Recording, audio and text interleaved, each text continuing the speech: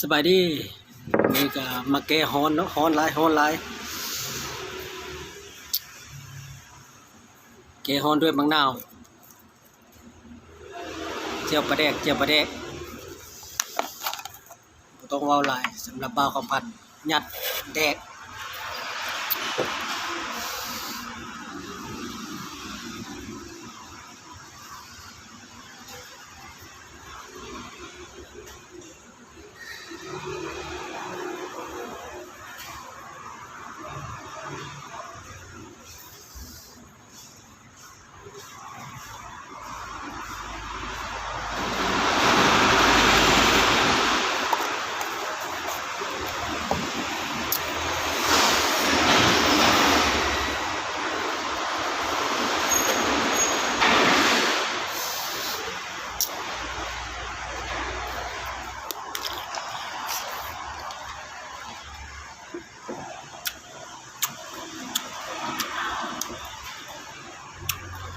ฮ้อนหลาย